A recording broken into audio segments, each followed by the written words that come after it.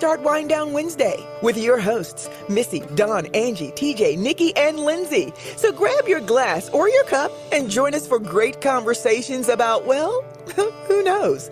Let's just enjoy the evening. Here we go.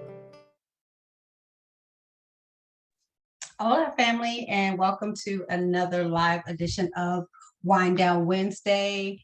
I am your host, Melissa Davis. I'm going to remember that one day, y'all, to put Missy up there because only the government called me Melissa. But anyway, I'm going to change that eventually.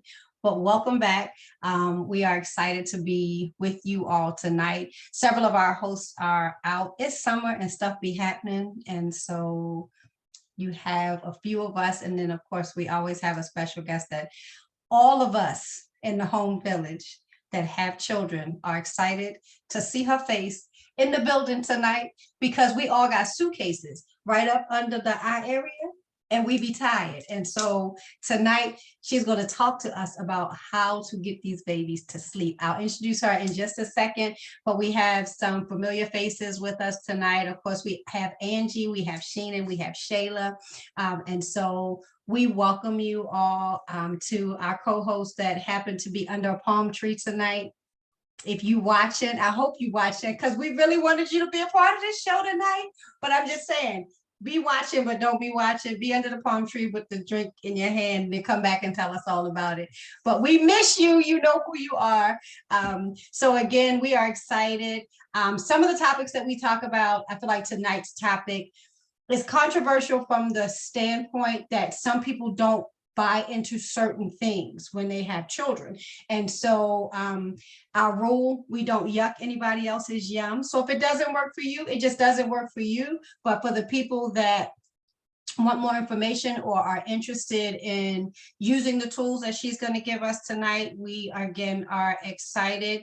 I've never slept trained, and y'all know we got 8. And I think I might need to with these last 2 because these jokers won't go to sleep and I'm tired, y'all. I'm like real. I can hear them through the walls now. They should be asleep. It's 9 o'clock. Y'all got school in the morning. Stop playing with my emotions. But hopefully by the time I get off this call, I can go somewhere and be like Mr. Misa said, y'all need to go to bed. So we're going to work in all of that. If you have questions, please put them in the chat. As always, we are monitoring the chat. And then joining us tonight live, we have Miss Jamisa Bailey. She is the owner of Sweet Sleep Company. So it's sweet, not like sweet, SWEET, but sweet as in SUITE. co.com. So if you're looking for her, Angie's going to drop all of her information in tonight. If you want to schedule a consultation, we'll make sure you have all of her contact information. I highly recommend a personal consultation because what you hear tonight, like she'll drop tidbits of things, but your child is your child. So I have twins and they sleep differently. So what's going to have to happen is you're going to have to talk to her and say, this is my particular situation. And then you all can follow up and get a plan of action. So by all means, after this show, please, please, please reach out and get in contact with her and she'll be happy to talk to you. She is, let me get this right, a certified infant and toddler sleep coach. So Jamisa, welcome tonight. We want you to come off mute and come in the room. We're going to start a conversation and tell us a little bit about yourself and how you got started in this work. Yeah, well, thank you so much. Good evening, everyone. And thank you so much for having me tonight. I'm so honored. I'm always especially excited when I get to speak to tired parents. But as Missy said, my name is Jamisa. I am a certified infant and toddler sleep coach. I am a wife. I am a first-time mom. My son Camden will be 15 months next week. And he's actually how I got into sleep training. So I am an infertility warrior. I always like to share that in spaces to reduce stigma against fertility issues in Black women in particular. And I just remember approaching my 3rd trimester and everybody told me, oh, you better sleep now because you're not going to sleep when the baby comes. And it just was so negative. It was so negative to hear that as I was like, so excited about this joyful miracle that I was able to accomplish. And from day one, I was following wake windows. I was like, he's going to sleep in the bed tonight. And then 4 months sleep regression happened, and it just threw everything out the window. At that time, I was going back to work, and I just was completely just lost. So we actually hired a Black sleep consultant. I had never seen a Black sleep consultant before. Her name is Steffi Edwin. I always like to give props to Steffi. She changed our lives, y'all. My baby started sleeping through the night. He still woke up for a feed. And then around 5.5 months, he actually night weighed himself. He just was like, hey, mom, I'm not hungry. I'm going to get on my bed during the day. I'm asleep. And almost 15 months later, he is still a rock star sleeper in his own crib, in his own room. And that's how I got that's how I found out about sleep training. And so when we did our off-boarding call, she was like, I really think you would be so good at this. And we need more Black women in this space. And I was like, oh, I'm going to think about it. And I thought about it, and I decided to get certified. So I've been in business since October of 2021. This is my part-time job. During the day, I work for Planned Parenthood Federation of America at the national office. And I have helped over 30 families so far. So I am so excited to be here with y'all, to answer questions, to hopefully debunk some myths, and also to help y'all out. Listen, we hopefully by the next time you do a testimony, you'll have at least 30, 40, 50 other additional people. Because listen, when I tell you, one of the biggest topics of conversation during our daytime chats are these sleep regressions and these leaps. So of course, when they leap, they regress. Ours now, right now, is they have been, because of COVID, home up until now. They turned 2 on Sunday, and they started daycare last week. And literally since the first day of daycare, baby A has been like this, and she'll fall asleep, like put them down, put them in their room. They did really good. It only took them a week to transition them into their room, into their toddler beds.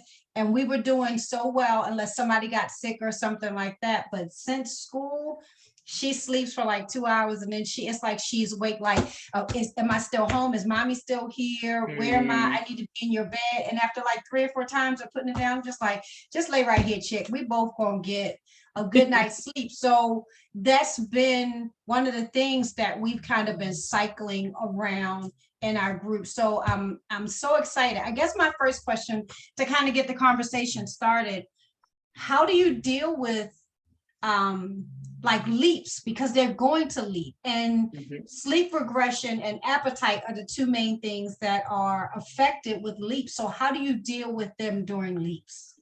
Yeah, so you know, I know Wonder Weeks is a really big kind of like thing for some families. Some people believe in them, some don't. Me personally, my son is in leap 9 right now, and they are almost always accurate, right? And I know for some folks, you know, they don't necessarily believe them, but what we can all agree on is that our children all go through some type of regression or progression, as we like to say, because during these aggressive periods, they are learning so many new skills, and their brains are going into overload, which sometimes affect their sleep. The biggest piece of advice, honestly, that I give during regression is stay consistent. Stay consistent. Don't introduce any new habits. If baby is going down independently in their own crib or in their own room, in their own bed, when there is a regressive period or a leap, that doesn't mean that, you know, they get to stay up later or the schedule goes out the window or you bring them into the bed, because when the regression and the leap is over, you now have those habits that are not going to go away anytime soon. So that is definitely my biggest piece of advice. Also, consistent bedtime and nap time routines are crucial to regressions, right? Our children really do thrive on routines, and they love to know what's next. And so during these regressive periods, Consistent bedtime and nap time routines, and also staying consistent and not introducing any new habits are really key to surviving them. Also, giving them an opportunity to practice these new skills that they're doing during the day, right? So if baby is like, around between 4 and 5 months, baby, 4 to 6 months, baby starts to roll, right? And so they won't be so distracted at night and practicing their new skills. We want to encourage a lot of tummy time, a lot of practice rolling during the day. And so when they get in at night, it's not really like a performance for them. They've really gotten that mastering their skill during the day, so they are able to sleep a little better at night. Okay. So Shayla put in the chat, which was, I guess, one of my questions too. The leap that the girls are in now is, for one of them, I believe, is night terrors, because of how she startles awake. And so Shayla's little person is going through that, like, as we speak right now, like they wake up and they scream out or whatever. And so that's a part of this leap, this 22 to 24 month leap, that which I think is the hard. Lord, y'all listen. Out of all the leaps, I feel like this one at this 22, 24 month has been the longest. And the like going, you just look up and they walking up the steps without holding on. So I can see the progression, right? But it's like the brain says, we got to get this like right now. And so everything, so between that and the startle awake, the scream, the night terrors, how do we deal with night terrors as a mommy? Because the first thing you want to do is like, oh my God, they had a bad dream. So you want to pick them up and you want to walk and you want to cuddle and you want to put them in the bed. So how do you deal with that? Yeah, so I actually just went to one of my posts on my Instagram because I actually talked about night terrors. So it's really important to note first that nightmares and night terrors are unique to toddlers, right? And so these things usually start to surface when our toddlers start to develop imaginations. So anyone with like a newborn or an infant, they usually don't have nightmares or night terrors. So fun fact, night terrors are actually genetic. So, if you've had an experience in your family down the line of your partner or family members sleepwalking, sleep talking, or night terrors, it is more likely that your child will have it. Also, one of the biggest contributors to night terrors is actually overtiredness.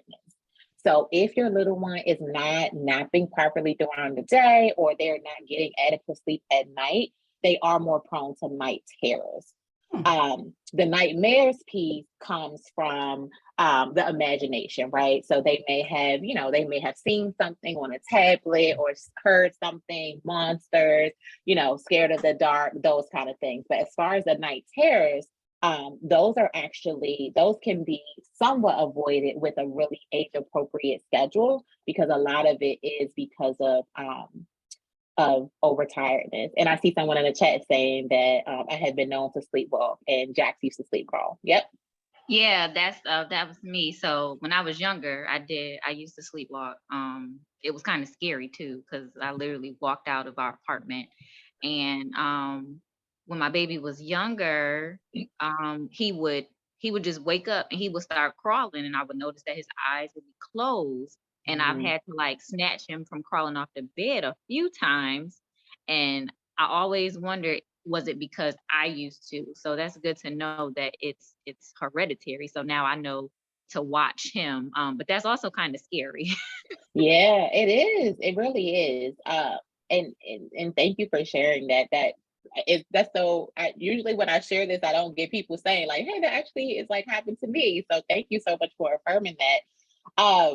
For the nightmares piece, these are really, really consistent tools to cut down on nightmares. So number one, consistent bedtime routine is always great, right?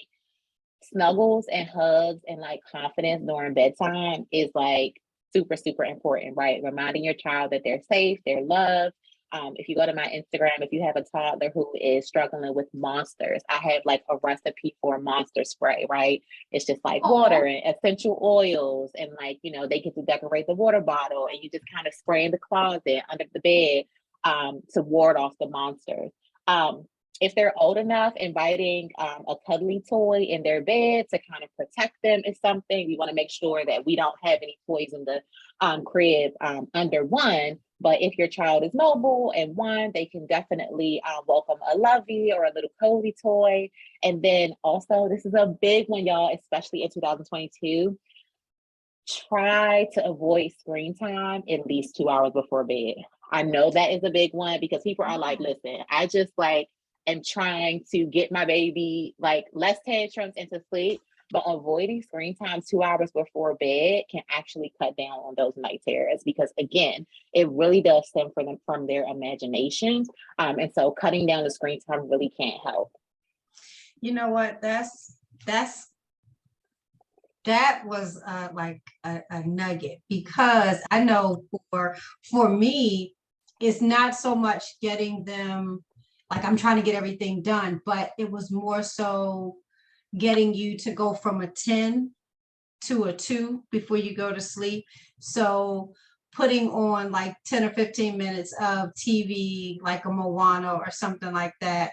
But I never thought about it that way. And I guess that was something that's something that we're going to make sure that we put into. Well then, you just cut out all my girls' sleep time, because honestly, by the time they get home from daycare and have dinner and get baths and everything, it's about that time frame. So being consistent with that is going to be big. But yeah, that was really good. That was really I good. love it. I'm excited. Yeah. And bedtime routine, honestly. So for my infants, I usually suggest at least 30 minutes. But for toddlers, y'all, I always suggest at minimum 45 minutes, which don't include screen time. And I have a really, predictable bedtime routine for toddlers, because they do need that additional time to, like you said, go from a 10 to 2. But we just want to make sure that, television and tablets are stimulation, right? And so when we are preparing for bed, just like they tell us as adults, try not to avoid the screen, or put the blue screen on, as you're preparing for bed. It's the same with our children. And I actually, you just reminded me, I need to do a post of a sample bedtime routine for toddlers. Listen, whatever we could do to help. We out here in these streets trying to help people. So we have a question from Facebook that says, I have narcolepsy and I'm prayerful Cammy will not have it, but they can't test her anything yet. So for someone that has narcolepsy, is that also something that seems to be genetic, or how would you walk through with a child with that? Because that's going to be sleep or during times when that should be wake periods. So wouldn't that affect like that nighttime routine? Yeah. I have to be honest. I have not worked personally with anyone who has narcolepsy, nor have I, worked with a child who has been diagnosed with narcolepsy. So when it's not my wheelhouse or my ministry, I try not to comment. So that's not my ministry. I don't want to be now saying anything follow-up, wrong. if that mom wanted to follow up with you, I'm sure you have like partners or contacts that you could kind of help them connect and delve into that, to start dealing with it with a very still an infant, so that there's some preparation later as they, as the child gets older. So if she is comfortable reaching out to you, Absolutely. is that something you will help her navigate? Absolutely. Okay. I have a community of sleep consultants and sleep experts. It's so funny that a majority of my colleagues in the sleep consultant world are actually doulas. They are lactation consultants. They are newborn care specialists. They're postpartum doulas. And then we do have some pediatricians. We do have some sleep experts. So the community is filled with almost every resource. We have people that specifically work with children with autism and Down syndrome and sensory issues. So there is a vast majority of resources for sure. That was our last show we did. One of our last couple of shows we did sensory and autism, getting ready for like that 4th of July thing. So we Yes. just talked about that. So yeah, that's she actually commented, she said that would be amazing. So I'll make sure that you all are connected in that area. And then it was another question. I think my 5-month-old wakes up once around 2:33 to breastfeed, goes back to bed at 7 p.m. By what age should this feed drop off? At what age should they stop waking to nurse? So, it depends. It depends on how he's going to sleep. So if he is going to sleep independently, and let me just say this really quickly before I answer this question. When we talk about sleep training, it's probably not the best word. Sleep training literally just means that you are teaching your child how to fall asleep independently. And when I say independently, that means that you don't have to feed them to sleep, bottle, rock, cuddle, lay in the bed with them. And then when they wake up in the middle of the night, if they are not hungry, then they get themselves back to sleep. So that's just pretty much what it means. So for the 5-month-old who wakes once around 2:30, 3 o'clock to breastfeed, I will say that it's totally normal for 5-month-olds to still feed overnight. If you are interested in dropping this feed, I think that that's a conversation for you, right? Like, is it sustainable for you to continue to feed once a night? If you want to night wean, then I would, when he wakes up, first thing I would do is make sure that you are filling his tank during the day. So making sure that he's getting adequate feedings throughout the day so that you can feel confident with him going longer stretches of sleep overnight.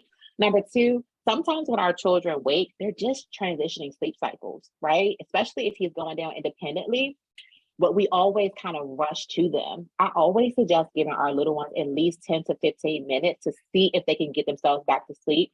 I always let my clients know that a hungry baby will not go back to sleep. If your child is truly hungry, they will not get back to sleep, but you waiting those 10 to 15 minutes to see if it's actually hunger or actually just a transition of sleep cycle sometimes do make the difference. Sleep training is not night weaning. And what typically happens is that most of the clients that I work with, they are fed to sleep. And so when they do transition sleep cycles, they're looking for another feeding to get them back to sleep. But when they have the tools to be able to get themselves back to sleep without the night weaning, they usually stop waking for feeding. And what you may see during the day is that they'll eat more during the day so that they can go that long stretch of sleep overnight. But 5 months, I don't think that that's anything, too alarming to, still wake for a feed. Is totally normal.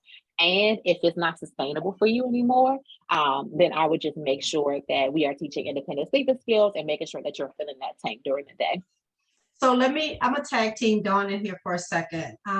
Dawn is our lactation consultant. So my question to you, Dawn, from that aspect, what is the normal time frame that is recommended that you stop night feedings? Because 5 months old is still a little on the young side. So like Jamisa was saying, is it sustainable? Is the baby getting enough during the day? Then you got weight issues. Then you got failure to thrive. We're not going down that. So at what age should a parent realistically start looking to wean off of night feedings? It should be about 7 months, because at that point they're starting to eat solid food during the days as well. And with the breastfeeding, they should get enough during the day that they should be able to sustain through the night. But then, that's with each child, because that ain't work with the cat. She flipped her whole feeding to nighttime feeding and didn't do much during the day. So, but yeah, typically 7 months. Okay. Yeah. So and then too, if you're unsure, especially because every child's weight thing is iffy too. I would talk to your pediatrician.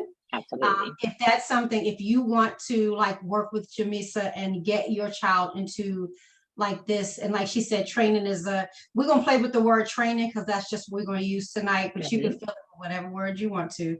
But if you are interested in sleep training, talk with your pediatrician to say, hey, listen, I'm about to start working with a sleep trainer for this reason.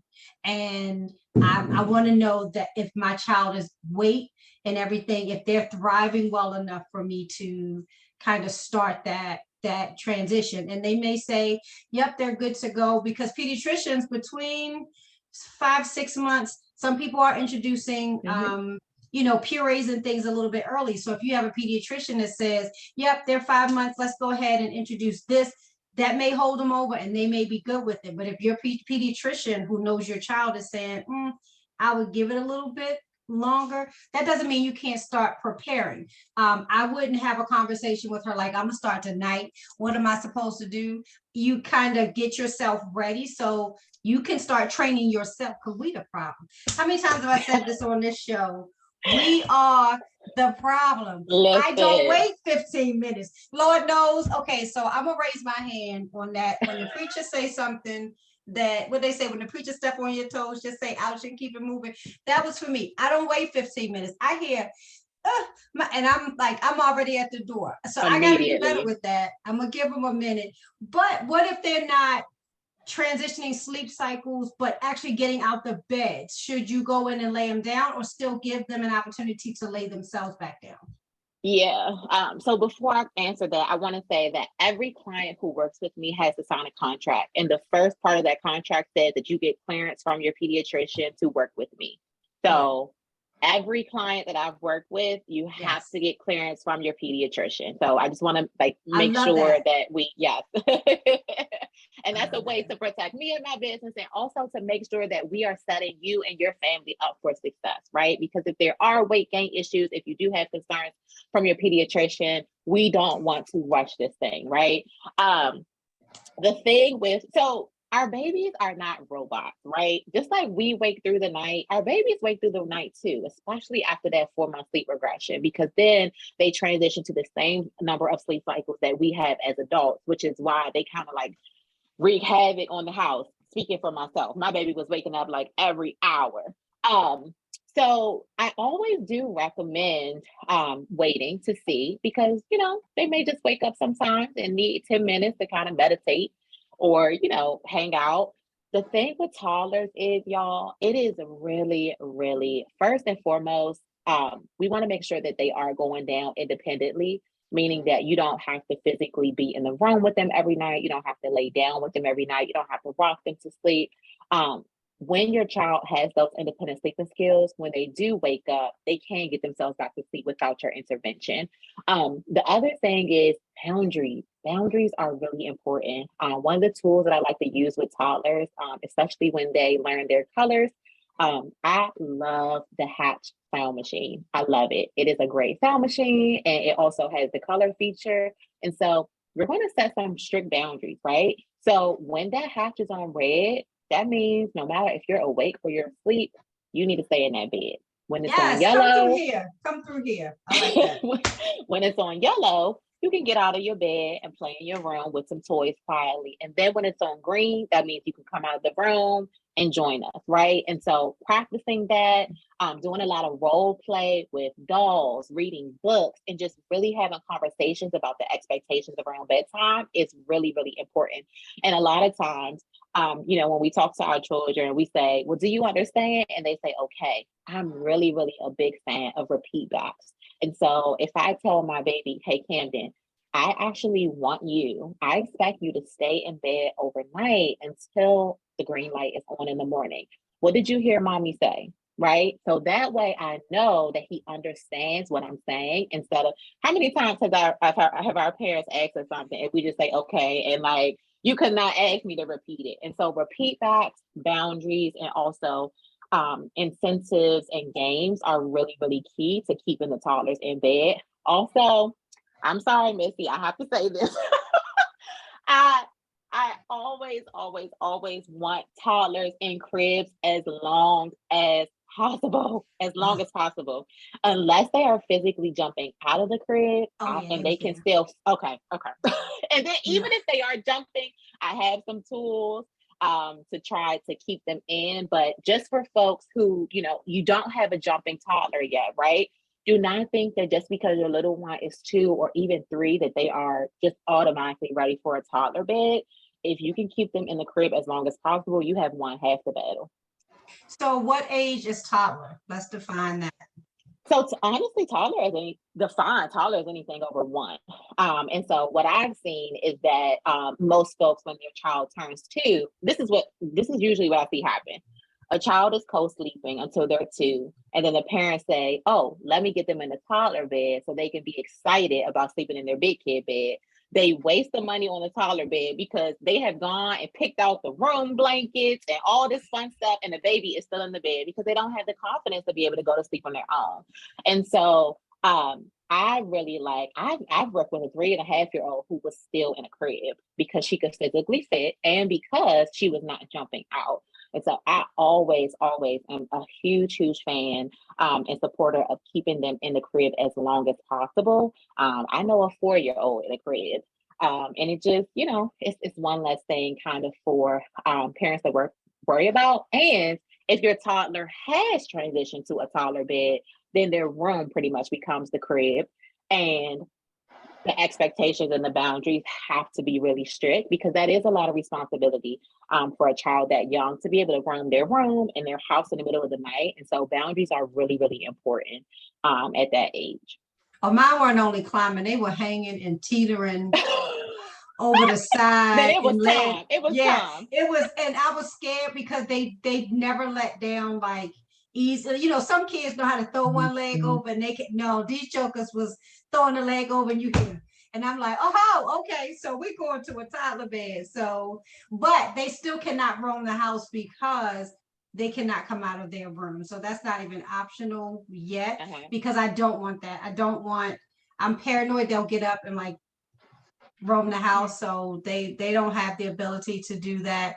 So that was a thing. Now we did buy 2 toddler beds, but we put that they would sleep together until one of them was like, I need to sleep like this. So you need to sleep in your own bed. And they, so they get in their own bed and they sleep. One will climb in, and then when she gets tired of being there with her sister, she gets back in her bed. So they handle that very well. But you just made Angie's whole life in this here chat. Let me tell you, because Angie is the one in our chat that is trying to keep this baby in there till she go to high school. If she could sleep with her legs through the bars at the bottom, she would still be in that bed. Yes, exactly. Yeah. And the funny thing about it, I saw a post that said, if you see your toddler doing something dangerous, carefully let them. So she's never had a thump out of the crib. She's crawled out twice and literally one leg at a time. And she shimmy down the side and just, her feet hit the floor, and then she take off and do whatever she want to do the 2 times that it happened. So I was like, I'm holding on as long as I can because she sleeps fine. We did do sleep training at 11 months. So, I'm cool with her being in the crib. Listen, keep them in there. I'm telling you. So let me give some really quick tips, please, for keeping your toddler in the crib as long as possible. First and foremost, some cribs have a taller side that we usually put towards the wall. If you start to see that your toddler is starting to move, turn the crib around to make it more difficult. Second, make sure that it is at its lowest setting to make it more difficult. And the last is my absolute favorite, sleep sacks. I love. You take it off. This is the thing. You can turn it inside out, and which makes it more difficult. But non-weighted sleep sacks. We don't want any weighted sleep sacks are not safe. But non-weighted sleep sacks can prevent them from climbing out of the crib. I really love Burt's Bees. It's $25. I know some folks who are like fancy, they like Kite Baby, but sleep sacks, non-weighted sleep sacks, if they can take it apart, do it inside out. But these are all Oh tools my that you can God. use to prevent them from jumping out of the Wait a crib. minute, the You sleep just sack, what dropped. age does that go up to? I've seen 4-year-olds in sleep sacks. They make Yeah. them, yeah, I'm because just they're thinking wearable about it and blankets. it's making me cringe because I'm claustrophobic and I'm like, oh, if I go to turn, I just remember as a child sleeping in them long nightgowns Oh, and we'll no, go to it's so turn and it's different. all wrapped and wrapped. No. So they do it based on weight. And so they Okay. can Yeah. move. Like my son wears a sleep sack. He's almost 15 months. He can walk in it. It's not overly big. Yeah. He can walk. It's like a little pastor gown. He looks like a little minister. But Hmm. I personally always recommend sleep sacks, even though he is old enough to technically have a blanket. Children don't technically learn, grasp the idea of covering themselves with a Mhm. blanket until they're about 2. And so I am a big fan of non-weighted sleep sacks. They're so cute. They look like little penguins, like walking around. And they really do prevent that climbing. Yeah, I was using it until she figured out how to take it off. We use the Zen sack. So, Okay. that one snaps right here. Yeah. Oh, yeah. So- You got to get the zip and turn it inside out. Okay. See, all Angie, right. Angie, I'm good. Look, I'm good now. So, Angie, she done made your whole life. If this She show, if you was did. gonna get off the show, you glad you She stayed. did. I was gonna go to sleep tonight and leave y'all hanging, but listen, mommy is in the room. I can't wait to the chat tomorrow to be like, let me tell you what she said. Oh Love my it. word. So that you mentioned the hatch, and one of the Yes. questions in the hatch was about the hatch was how long should you keep a noise machine for Oh, your yeah, that's little a good person? question. That's a good Y'all, question. I will be 31 in 10 days and I sleep with the hatch machine. White noise is just, there is no long-term damage to using white noise. What happened was my son, when he was in the bassinet, when we were room sharing, I got used to the hatch. I used to sleep with earplugs Same. before I had a child. And obviously I couldn't sleep with earplugs once I had one. And so for me, a very light sleeper with a very noisy neighborhood, the white noise just helps to drown out the outside noise. And so when he transitioned to his room, I said, well, mama needs to get her own hatch machine for our room. Mhm. But there's no risk to long-term white noise. In fact, white noise actually aids to the ideal sleep environment, which is number 1, dark, number 2, cool, and 3 is white noise. Yeah. We want to make sure that it is at a comfortable volume, so nothing higher than 65 decibels.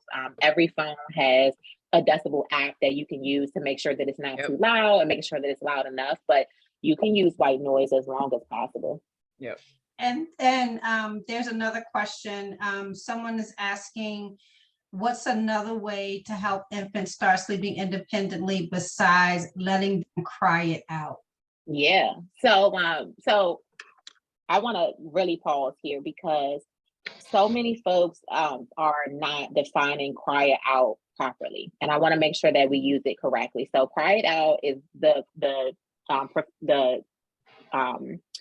term is actually extinction, and it's one method of sleep training. Cry it out literally means that after a bedtime routine, you put your child in their room and you do not intervene until the morning. And so what I see, and that is beneficial for some families. I do not knock extinction because some children get really, really upset by time check-ins, right? Some children get really upset by their parents' presence. Cry out is safe, it's effective, and it is fast. Most of the time, by night 2 or 3, they're sleeping independently. And so I never want to knock extinction because it works for some families. What I do see normally is Ferber or something like Ferber often gets called cry it out. They're like, oh, I let them cry it out for 5 minutes. That's not cry it out, right? There are actually about 8 different sleep training methods. Some of them actually involve you holding your child. Some of them involve you patting and shushing your child. Some of them involve you physically being in the room with your child. Some of them involve checking in during chime check-in, all the way up to extinction. And so during my sleep questionnaire, when you decide to work with me, I ask on my questionnaire how you feel about crying on a scale of I don't want to hear any crying, I don't mind some crying, and and, oh, I can't hear any crying. I don't mind some crying, or I'm fine with crying. That helps me to pick the method that I think works best for you. I use a method. My favorite method is called check and console. It is like Ferber, but with Ferber, you do time check-ins no matter what. Check and console is a little bit more intuitive. And so we're actually listening for pauses or periods of fussiness or stops in the crying before we actually decide to go and check in. Because the problem with Ferber is you go in for every 4 minutes and your child literally could be settling themselves and you bust in the room and stimulate them, and then you start the process all over. And so my method is a little bit more intuitive and it requires you to actually listen and really rely on your child to tell you when they need to check in. But there are a lot of different sleep training methods. There's one called pick up, put down that I actually use for my son. Although you can't formally sleep train a newborn, for naps, I did use a method. And so for his first nap of the day, I would put him down. He would cry. I would pick him up. I would settle him. I would put him down again. He would cry. I would pick him up. I would settle him, put him down until he went to sleep, because he's going to sleep on his own. And so while I couldn't formally sleep train him, I was giving him tools to be able to nap without me necessarily having to hold him all the time or rock him. That is a method that you can use as well. There's one called Just Sit, where you literally just hold your baby in your hand and you don't do anything. You don't rock them, you don't sing, you just literally hold them in your hand, in your arms, and then they fall asleep. Because a lot of times they get used to the rocking or the singing or the petting, and you're literally just sitting there. And so it's really important for me to go through those methods, because cry it out is not the only method. It is the most, drastic, right? But it works for a lot of families. And if it doesn't work for your family, I personally do not recommend extinction to my families unless they want it. But I kind of feel like if you wanted to do extinction, then you wouldn't need me. So I always do a more, involved method than extinction. That's not to say if you do want to do extinction and you just need me to talk you through the crime, I'm happy to do that too. But of the 30 plus families that I've worked with, I have not recommended extinction just yet. So we have one mom that says they have a 15-month-old and they want out. Like they just want to be done and like out of this. So for that family, I'm definitely going to say to you, I would definitely contact Jamisa after, maybe tomorrow, and set up a consultation, do the questionnaire and whatever, because one thing Angie is known to say in our group is that when you make a decision, everybody in the house got to be on board, because everybody, if you not, and your husband not, or your partner not, or your grandma not, if everybody not on the same plan, it's not going to work. So I think you got to be on the same plan with whomever, and coming up with that plan is going to mean you speaking with her directly, because it sounds like you tired of being tired, and I'm right there with you. So, and I'm He with you says too, he's co-sleeping. and I'm The with 15 you. month mom. My baby will be 15 months next week, and I know if your baby is anything like mine, I know what it's like during the day. And so I definitely, and also I hope this is okay, but any mom that wants to work with me, I'm so happy to offer 10% off my services for this week. So between now and next week, if you mention that you saw me on the live, you can get 10% off. Although this is my business, y'all, I really love helping families, especially families that look like mine. And this idea that, just because we're parents means that we don't sleep or we can't have me time. I'm really big on me time. That does not include showering or sleeping. Come on now.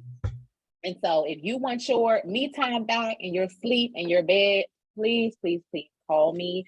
And if you are worried about a partner or a grandmother or a caregiver, I actually give you tools and conversations on how to get them on board. During my, after you do your sleep questionnaire, that's what I use to create my sleep plan. And we actually spend an hour going through that sleep plan. I invite everybody who deals with your child to that consultation. I've had grandmas on it. I've had nannies. I've had daycare providers. I've had partners. Anybody who needs to hear it can join. And sometimes it helps to hear it from another person. And so don't let that be the reason that you don't, because let's be honest, y'all, we're going to go there. They not the ones, the partners aren't the ones waking up with the babies. Let's just be honest, especially if you're nursing. They just not waking up. The grandparents are not waking up with them. So you have to decide that this is a non-negotiable. This is something that you need, and you need everybody to get on board, because sleep is not a necessity, y'all. I mean, a luxury. It's a necessity. We need it to survive and thrive, and our babies do too. And sometimes framing it that way can make a world of difference. So Shayla had a question on the floor. Well, you were asking something about co-sleeping, Shayla? Yeah, some don't want you to ask your question. He don't want you to ask your question. He Jimmy reads your computer. So you can Okay. So no, what I was trying to say was the other mom with the 15-month-old, I'm switching back and forth between what's it called, accounts, but she was saying that they are co-sleeping. So the baby is 15 months, they're co-sleeping, and she's nursing. Okay. So that was all things. So I'm just commenting and telling her, like, we in the same boat. Literally, except we're at 2. We're turning 2. So I'm like, okay. And you call me too. Right. Yes. If you want to, if what you are doing works for you, keep doing it. I'm not here to knock anything or anybody. We are all in this together. We're all trying to figure it out. But if you are at a place where what is happening in your home is not working for you, there is a way out. And so many people are like, I don't know, my baby's so stubborn. Stubborn babies sleep too. Yeah, he is. And my nipples are saying, chick, listen, okay, I'm about to put you in timeout if you don't stop him. I finally got my almost 15-month-old to nursing 2 times a week. And I'm on day 4, and I'm feeling good about myself. Okay. It has been lots of tantrums and tears and snacks, but yeah, you get used to what you're introduced to. So there is hope. There's hope. So consistency is key with anything, is what we're hearing. And I never thought about another point that you brought up about you have to know yourself. Like, one of your big questions is, how do you feel about crying? And so, wait a minute, I always got to count them. Womb dweller number 3 for me had colic. And so it was one of those, I got to put you down and sit outside on the front porch, because it was that kind of cry. And every child after her, all the way down to number 8, I don't do crying well. So I think for me, it's a trigger, like, oh no, we're not doing this again. Let's address that. And I think it would have been helpful to know about sleep training ahead of time, because someone to say, okay, so if you can't do crying, this might be the plan that you need to go with, as opposed to try to figure it out. So I'm really glad. And I know we're coming down to our last 10 minutes, and this is a conversation that is very big with a lot of parents. And again, I'm encouraging you. We have been continuously throughout the chat dropping Jamisa's information.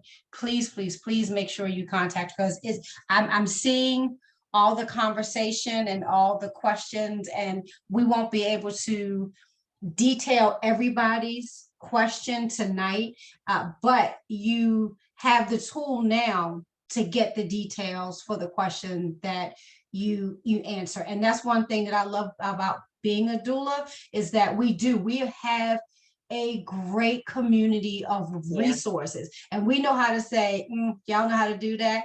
I don't know nothing about sleep training, but this doula over here does sleep training. This doula over here does lactation consulting. So whatever it is, we can get them in the room, and then you guys can connect with them and ask questions offline. I did want to ask Sheenan though, because I know this was a conversation that you were talking about, you guys are kind of going through in the house, and I wanted to give you an opportunity to ask a question that maybe your question might spark something for somebody else.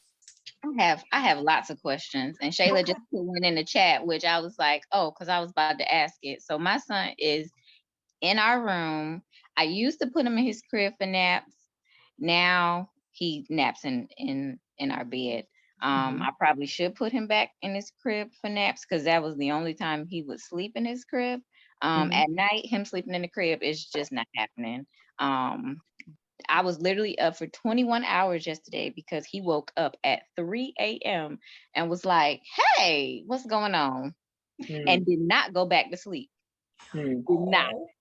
So I was literally up.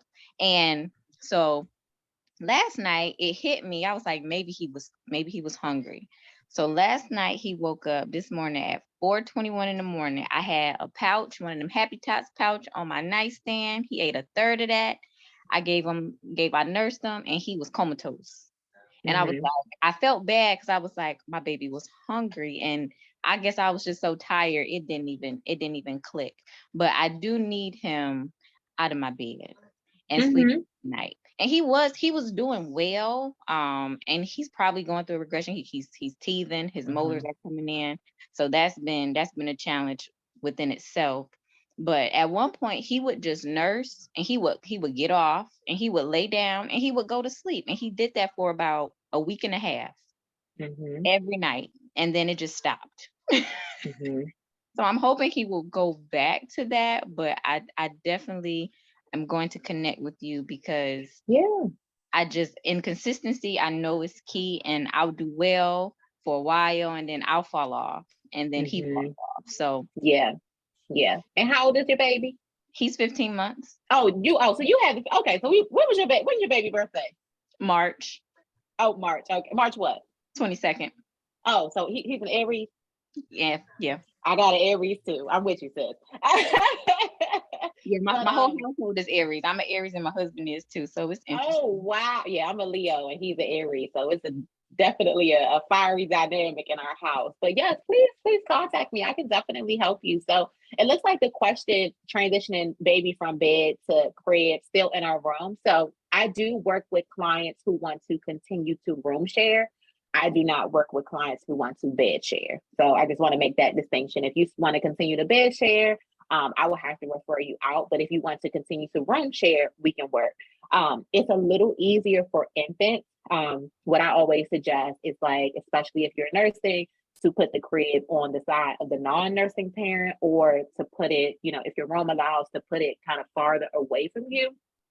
If your child is a little older, I definitely recommend some type of partition in the room when he is transitioning those sleep cycles, so that he cannot see you. With him waking at those times, I have to be honest, the first thing that came to my mind was that he needs a schedule adjustment. And so if he's waking up like that early, I'm wondering if he's getting either too much daytime sleep or not enough daytime sleep. Because when we see those times where babies are waking before 5 a.m. and they're just like up, most of the time, we automatically think they're hungry, because when we give them the milk, they automatically pass out. But most of the time, it's a little deeper than that. It's a schedule adjustment that needs to be had. At 15 months, he needs about 13 hours of sleep, 13 and a half hours of sleep in a 24-hour period. If he's not getting that, he's overtired, or if he's not going to sleep independently when he does wake up, if you're nursing to sleep, or if you're rocking him to sleep, that is what he's going to be looking for to get him back to sleep. So I would love to talk with you, love to help you, and get you your bed back. But the partition is a really, really good tool for older babies, because they nosy, y'all. They so nosy. And if you are willing, what I do recommend, if you have an older child, if you are comfortable camping out in the living room for a few nights, just so that he kind of has the room to himself and can, like, get himself comfortable sleeping in his crib independently. And once he has established independent sleeping skills, you can come back into the room and maybe introduce that partition. Okay, well, his crib has his crib turns into a full-size bed. So the headboard, it's literally a headboard, so you can't see through it, and it's high. Mhm. So could I possibly like turn it? Because he's like in the corner, so then he can't even see over it, so he wouldn't see me in the bed next to him. Yeah, anything, yeah. And if you can move it a little farther away from you. And also a lot of the times when our babies are waking, it's I always ask, how are you responding to the night waking? So if you are responding with boob or food or bringing him into the bed, most of the time, like baby will start to, that'll be a new habit. And so he will start waking around the same time every night because he wants boob or food or to come in the bed with you. Habit and hunger are usually the biggest reasons for night wakings, multiple night wakings. And so we would have to like diagnose that if we work together to see like if he is waking really because he's hungry or if it's just habit. Yes. So definitely, listen, habit is going to be the biggest thing in my house because when you get tired, you just like, Yeah. just right here, just come on. If you got sleep right here, I don't even care if I can wrap you up and we just going to be sleep. So, but that's again, I told y'all ladies, we are the problem. We're the problem. We're the problem when it comes to our partners because they're not doing it the way we want them to do it. It's not that they're not doing it right. It's just they're not doing it the way we own that. Own that. We the problem. And so when somebody says you the problem, understand that you the problem and don't dismiss it away. And also make sure that you're on the same page. Don't call and be like, we want a sleep train, but my partner don't want to sleep train, because that's not going to really, that's going to be conflicting signals for the child, and we definitely don't want that. Again, we have put the information in. If for some strange reason, go ahead, Angie. Before you close out, I just want to formally inform Jamisa that you have reached 1,001 followers on your Instagram. Yay! That was her goal. I've been out here pushing, so you have met your goal. So congratulations on your 1K followers on Instagram. See, listen. Yes. Gosh, I'm so excited. I was talking to my husband. I was like, what should I do for my 1,000 giveaway? I'm so excited. I've been pushing it on Facebook. Thank y'all so much. Look, I can't wait to God gave you overflow. You got 1,001. Look, I screenshot it for you when it hit 1K, so I'll send it to you. Yes, please do. Yes. We are from here. Excited. Yes. Jamisa is gonna be our go-to person. So she's gonna be one of our community partners going forward. We talked about that. So anybody that needs sleep training, interested in information, maybe I might, maybe I don't. We will definitely be sending them your way. Anytime anybody sends us a question on our Facebook page or whatever and asks a question, we'll always tag you in it so that it goes directly to you. So we appreciate you. We celebrate your Black girl magic. Thank you so much for coming on. Congratulations on your little person. Thank you. You know, we are just excited for you. We are going to close. Don't forget to like and share our Facebook page. Our YouTube page is also the Hands of Melody handle, and you can go back and watch some of these shows. You can also watch them on our website, www.handsofmelody.com. We would love to hear from you. Our contact information you will see when we do our outro. And then also, if you're interested in sponsoring our program, like you want to say, at the end of all of your programs, I would like to have you to, share my information. Please contact us at hello@melodichands.com. We would love for you to be a part of our family. We would love for you to be our referred go-to person. If you have a skill or a service that us mommies need and you would like to be on our show, you can let us know that as well, because we don't have to have all the answers, but if you got them, we would love to hear from you. So we're going to go to outro and say goodnight to our live audience, and then we'll say, of course, goodnight to our guests and our hosts in just a little bit. So ladies, y'all know y'all got to keep me straight because I'll be doing extra with this computer situation. So here we go.